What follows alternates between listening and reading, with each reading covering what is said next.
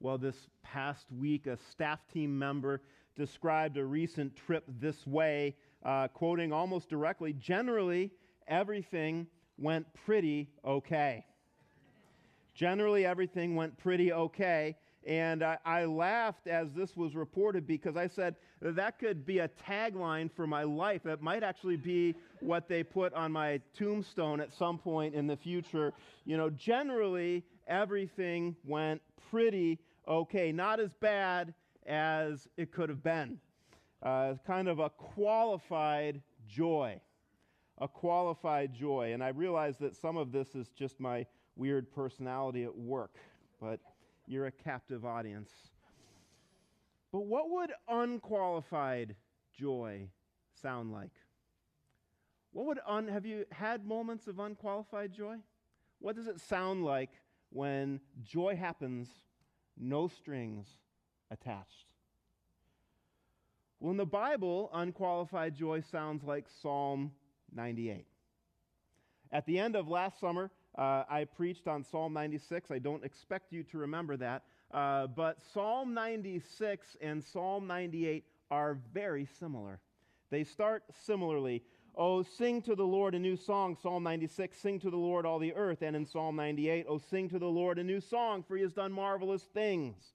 Both psalms draw attention to the Lord's marvelous works. Both psalms invite everyone everywhere to worship the Lord. Psalm 96, "Ascribe to the Lord, O families of the peoples. Ascribe to the Lord glory and strength." Psalm 98, "Make a joyful noise to the Lord, all the earth." And both psalms end the same way. Psalm 96, "Let the heavens be glad, let the earth rejoice, let the sea roar and all that fills it. For he comes to judge the earth. He will judge the world in righteousness and the peoples in faithfulness." That's Psalm 96, virtually the same ending in Psalm 98. So you have to ask yourself, is it the case that the guy who wrote Psalm 98 was walking around the temple one day and heard them singing Psalm 96 and said, "Well, that's a good one. That's kind of a bop," as the kids would call it. That's a bop. And so I think I could do something with that. And he went back to his wherever he lived, and he wrote a carbon copy. Is that what? I don't think that's what happened, because if you look at them closely side by side, there's one difference. In Psalm 96, the writer contrasts the glory of God with the worthlessness of idols around him. Psalm 96, verse 4. "He is to be feared above all gods, for all the gods of the peoples are worthless idols, but the Lord made the heavens." Psalm 96, the greatness and praiseworthiness of the glory of God contrasted with the idols that are so enticing to people of all times and all places. But in Psalm 98, no critique of idolatry. He's moved past that, the psalm writer. Nothing distracting him from his joy. It is the sound of unqualified, uncontrasted, incontestable, pure joy. Psalm 98 is only about joy. Well, what's the reason for this unqualified joy? It's not the function of personality or the property of personal achievement, or especially not of wishful thinking. The unqualified joy is not the property of the exceptionally wealthy or the professionally educated, nor for the vibrant youth, nor for the wise, mature people. It's not only for the healthy. The reason for the unqualified joy of Psalm 98 is the knowledge that the Lord's salvation, indeed the Lord's Savior, has arrived in history. The reason for this unqualified joy is the advent of the Lord's salvation and the accompanying invitation to the Lord's salvation, and then finally the anticipation of the fullness of that salvation. You could put it this way: When the Lord Savior shows up, nothing else matters. That's what Psalm 98 is about. Followers of Jesus own the joy of Psalm 98 in a unique way. And I'll unfold that for us in the next moments. If you're not yet a follower of Jesus, this psalm is for you too, because it describes to you the path towards unqualified joy. And I would suggest in the world in which we live, joy is in short commodity. And you might be tired of trying to manufacture joy on your own. You might be tired of short-lasting joy. You might be a believer here, and you might be struggling for joy. Psalm 98 is for all of us. First, to rejoice at the advent of the Lord's salvation. I'm going to read verse 1 again, but let me note to you that the word marvelous, which is not usually a word that we use in our common expression, but this Hebrew word, marvelous, describes something that is wondrous or extraordinary or difficult to understand. Something that is impossible to get your mind completely around. And so it's often used to describe the works of the Lord in judgment or in salvation. It's a big word, marvelous. Oh, sing to the Lord a new song, for he has done marvelous things. God has done something so remarkable, so extraordinary, so wondrous, so difficult to get our minds around that the old songs won't do. We need a new song to describe the new thing that the Lord has done. What has he done? Well, first, he's shown definitively that his power to save is personal. His right hand and his holy arm have worked salvation for him. Now, these are, of course, personifications of his power. I'm sure any of the graduates in the booklet could tell you about personification. And throughout the Old Testament, the power of the Lord to save personally is personified. Moses described God's right hand saving Israel from Pharaoh's army. Your right hand, O Lord, glorious in power. Your right hand, O Lord, shatters the enemy. God does his own saving work, Moses says. He doesn't outsource the work of salvation. It's not beneath him to enter into human history to save his people. It's his glory to do his own saving work. So his arm saves, his arm creates. Jeremiah put it this way, or the Lord through Jeremiah put it this way. It is I who by my great power and my outstretched arm have made the earth. So by his power he saves, by his power he creates, but his saving arm is also gentle. Isaiah in chapter 40, he will tend his flock like a shepherd. He will gather the lambs in his arms. He will carry them in his bosom and gently lead those that are young. So his power to save is personal, but his power to save is also beautiful. In the real news and fake entertainment of our world, we're continually taught that might makes right. God's power, his might, is a beautiful power. Of Psalm 98, Jonathan Edwards wrote, Scripture represents the saints on earth as adoring God and admiring and extolling all God's attributes, either as deriving loveliness from his holiness or as being a part of it. Thus, when they praise God for his power, his holiness is the beauty that engages them. Psalm 98, O sing to the Lord a new song, for he hath done marvelous things. His right hand and his holy arm have given the victory. Edwards landing on the emphasis of his holiness, his beautiness, that when he exercises his power to save, he does so beautifully. And the beauty of the Lord to save speaks to our hearts in a world where we're used to power being wielded perhaps efficiently, perhaps aggressively, perhaps overwhelmingly. But the Lord uses his power beautifully. So he has done this marvelous thing to save personally. He's done this marvelous thing to save beautifully. Well, but what exactly could we say that he's done powerfully and beautifully? Well, he's revealed a beautiful Savior. The Lord has made known his salvation. He's revealed his righteousness in the sight of the nations. He has remembered his steadfast love and faithfulness to the house of Israel. All the ends of the earth have seen the salvation of our God. So I am squarely in the place of middle-aged memory where I better write stuff down. If I've forgotten to do something that you told me to do, it's not because I don't like you, it's because I didn't write it down. The Lord doesn't struggle with his memory.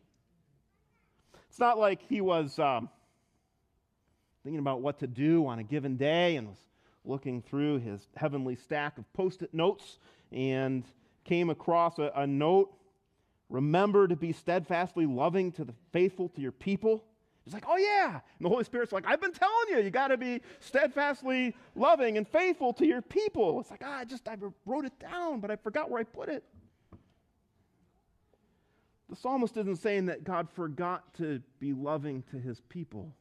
The psalmist is describing what it's like from our perspective. When the Lord works at a specific time, at just the right time, in the real world, in just the right way to save. When the Lord works at just the right time in the real world to save in just the right way, it provokes our unqualified joy. This was surely the experience that old Simeon had when Joseph and Mary brought infant Jesus up to the temple. In the 6th century, one Christian commentator said it surely must have been, it was the manifestation of the only begotten, the Savior of mankind, the light to lighten the Gentiles, of whom Simeon chanted his dying song, surely looking at Psalm 98. Lord, now you are letting your servant depart in peace according to your word. For my eyes have seen your salvation, that you've prepared in the presence of all peoples a light for revelation to the Gentiles and for glory to your people Israel. It's if infant Jesus is brought into the temple and Simeon sees him. And he's like, the Psalm 98 thing has now happened, that the Lord has remembered to be faithful. He's remembered to be steadfastly loving to his people here in the beautiful person of this infant. What a beautiful Savior. When he works to save personally and beautifully at the right time, it provokes our unqualified joy, not only in the presentation of the infant Jesus at the temple, but as Paul puts it, at the crucifixion of the grown-up Jesus on Golgotha. For while we were still weak, at the right time, Christ died for the ungodly. And elsewhere, as Paul contemplates the mystery and the wonder of what has now become plain in God working to save his people in Ephesians 1, he says this is Christ as a plan for the fullness of time to unite all things in him. That he works powerfully and he works beautifully and he works personally to save his people at just the right time. And when that happens, it provokes unqualified joy among the people of God. The people of God say, yes! He's done it. Yes, he's done it again. And if he's done it, and if he's done it again, will he not do it in the future? So we rejoice at the advent of the Lord's salvation. We rejoice at the invitation of the Lord's salvation. The Lord's Savior is revealed among the nations. Let me ask you why. Why is the Lord Savior revealed among the nations? Is it not so that the nations can come and know the Lord as Savior? This is what Simeon sang about at the start of Jesus' life. And it's what Jesus commissions to the church at the start of his new life. Go therefore and make disciples of all the nations. The unqualified joy of all of the nations is bound up in the saving work and our reciprocal worship of the Son. This is the vision of Psalm 98:4. Make a joyful noise to the Lord, all the earth. Break forth into joyous song and sing praises. This reality of Jewish people and Gentile people coming to worship the Lord. Oh, there are a few stories in the Old Testament of Jewish people coming to worship the God of Israel. You might think of Ruth and that lovely story where you go, I will go, and your God will be my God, and your people will be my people. Or you might think of is it Naaman, the Syrian general, healed of his leprosy and converted to follow after Yahweh. There are a few stories, but nothing like global praise from all the nations. And so there must have been some time when the people who got together and sang Psalm 98 wondered how it was going to happen. You could imagine the choir getting together, and they're like, hey, we sang Psalm 96 2 weeks ago, and that's a good one. It's got that thing about idolatry, and that's good, and not because idolatry is good, but because we're the ones who worship the Lord. And then you got the Psalm 97, and then you got the Psalm 98 about all the nations worship. How's that going to happen? I don't know. They just put it in the schedule. It's in Planning Center. We got to sing it. How are they going to do it? Paul describes how in Ephesians 3, this grace was given to preach to the Gentiles the unsearchable riches of Christ and to bring to light for everyone what is the plan of the mystery hidden for ages in God who created all things, so that through the church the manifold wisdom of God might now be made known to the rulers and authorities in the heavenly places. The person that you're sitting next to, and your grandmother or grandfather who shared Jesus with you, or the campus worker who shared Jesus with you. This is how Psalm 98 is coming true. Paul says this was a mystery. It was hidden. We didn't know how. But then the beautiful Savior came into history, and now it's made plain. It's no small thing to worship with the people of God. Hear me out. Paul the Vertucci didn't put me up to this. I'm not a pastor looking for self-validation. But this is where you and I enter Psalm 98. Week by week, when we come together and worship and make our joyful noise on this spot of earth. And our Christian family around the world does the same. We are living out the how. It doesn't mean that your private worship Monday to Saturday is unimportant. But when the people of God gather together to praise the powerful, beautiful, personal Savior who came into history at the right time, when we gather to do that, our witness, Paul says, is not just to each other. Our witness is reciprocated back to heaven. When we sing in Christ alone, we are singing it so that the rulers and authorities in the heavenly places know that Jesus is the Savior. So when you think about what you're going to do on Sunday morning, and you wonder if you should go to church, or if you should do any of the myriad other potentially good things that you might do on a Sunday morning, let me gently suggest to you that there is no other good thing that you can do on a Sunday morning that makes plain not only to this world, but to that world that Jesus saves. And it's what we're going to be doing for forever. This is what verses 5 and 6 are about. Sing praises to the Lord with the lyre and the sound of the melody, with trumpets and the sound of the horn, make a joyful noise before the King, the Lord. One commentator helpfully points out that this list of instruments are the instruments that were used in temple worship in the Old Testament. So it's not so much that you have to have a lyre on your worship team.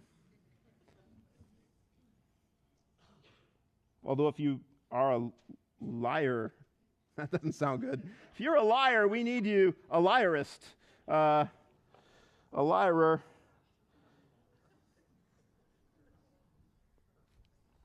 Strike that from the record.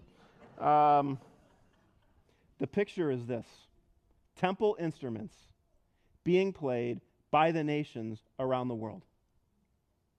In other words, the whole world, a temple, and every person, a temple musician. What's that a picture of?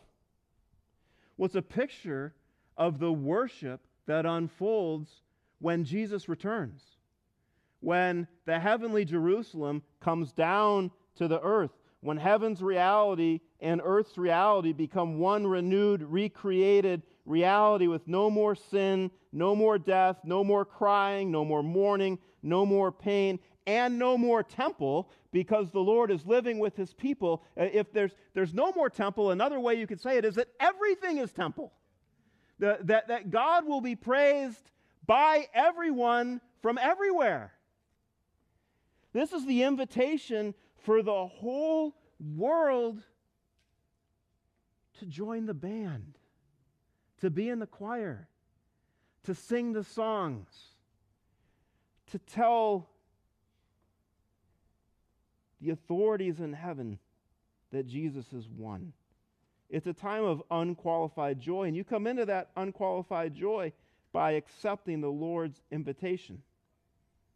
And so we anticipate that day.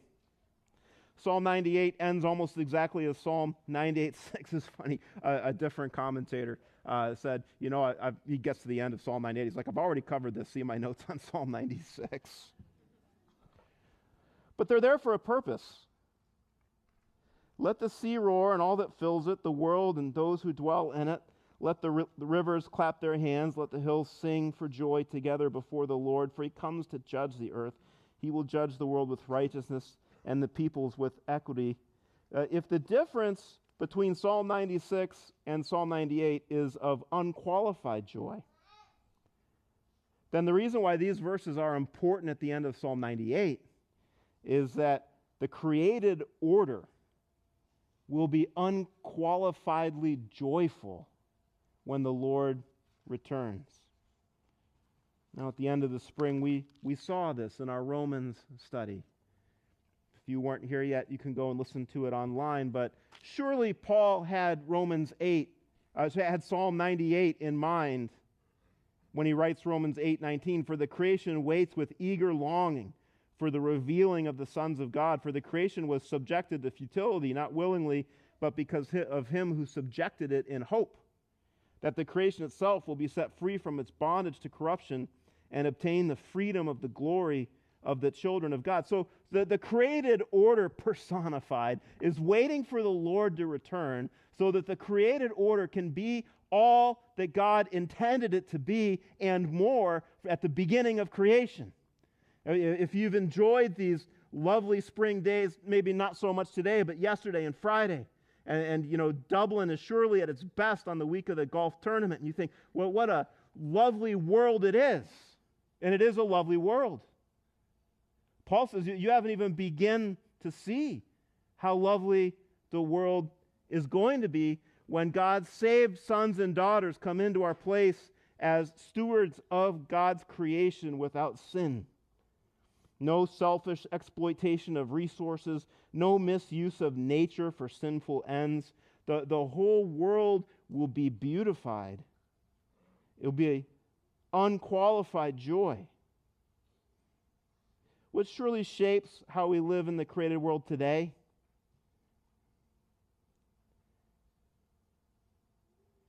One way to live in the created world is just to exploit it. It's just here for me. Another way to live in the world is to idolize it, either through some kind of world-worshiping paganism or kind of a secular privileging of the created world ahead of people. But Christians have a unique perspective, and it would be helpful for you to reflect on this a little bit and lean into it a little bit for all of your neighbors and perhaps yourself who are worried about the environment and what it means for our life in the environment and how we should be stewards of the environment, because that's a very Christian question to ask. It's a very important question to wrestle with. Christians have a unique perspective. The created world is good now. The created world anticipates when it will be great. It has a future beyond what we can imagine. And this actually gives us, if you are a Christian, an entree into a conversation with your not yet Christian friends who worry deeply about our planet and our life here.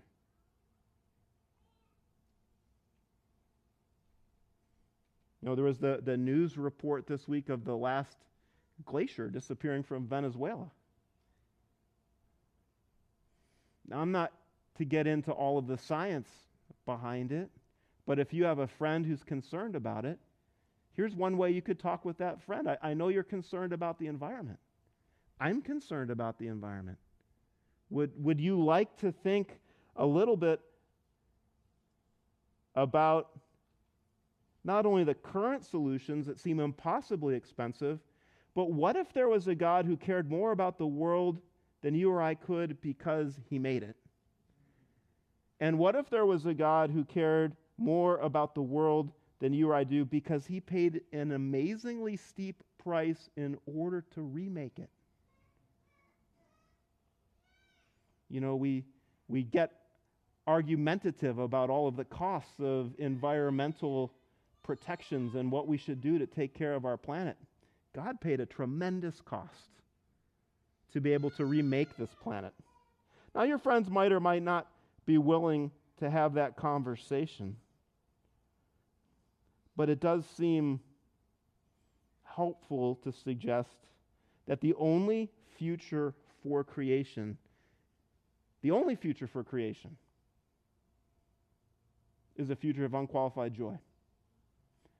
But the only way to come into that future of unqualified joy is to be one of the adopted sons and daughters who are brought into that last day. Unqualified joy, the Advent invitation, anticipation of the Lord's salvation. Have you ever asked yourself, what brought Jesus unqualified joy? It's interesting. I mean, so far as I could run it down in my New Testament in the Gospels, there are many reports of things that Jesus did that brought other people joy. But I could only find one moment where it was described that Jesus was joyful. And I don't think that this means that he was always not joyful, but that this was a moment that brought Jesus such distinct joy that the Holy Spirit inspired for it to be written down. Do you know when it was? Some of the people over there? No. In that same hour, Luke 10, he rejoiced in the Holy Spirit and said, I thank you, Father, Lord of heaven and earth, that you have hidden these things from the wise and the understanding and revealed them to your children. Yes, Father, for such was your gracious will. What hour is this that makes Jesus rejoice? Well, this in Luke's gospel is the moment when the 72 disciples return from their evangelism effort. And the number 72 is a symbolic number. Often numbers in the Bible are symbolic. The 72 represents the 72 nations listed in Genesis chapter 10. So 72 is representative in the story of the message about Jesus going out to all the nations. So he sends out 72 disciples. He says, I have a message for all the nations. Why? Because I am the light to the Gentiles. And I send out the 72, and they come back, and they say, paraphrasing, man, that was awesome. We saw some great things. We saw some supernatural things that we can't exactly get our minds around. Lord, even the demons are subject to us in your name. And he said to them, I saw Satan fall like lightning from heaven. Behold, I give you authority to tread on serpents and scorpions and over all the power of the enemy, and nothing shall hurt you. Nevertheless, do not rejoice in this, that the spirits are subject to you, but rejoice that your names are written in heaven. What makes Jesus sing is saving you.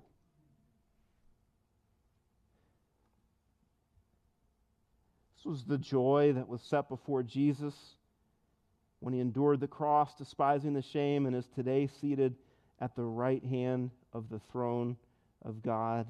What makes Jesus sing? What brings Jesus unqualified joy? Is to save you. And if he saved you, then he invites you into unqualified joy. So the obvious question to ask yourself is, have I met in faith the Savior whose unqualified joy it is to do everything to save me? And if the answer for you is yes, I have, then I invite you into more joy. And if the answer for you is no, I don't think so, but how could I have it? Because there doesn't seem to be a better plan for joy coming. And the answer is simple. Take Jesus by faith as the gift he is. Acknowledge your sin, as we saw in the baptism. Acknowledge that he's the Savior. Commit yourself to follow after him.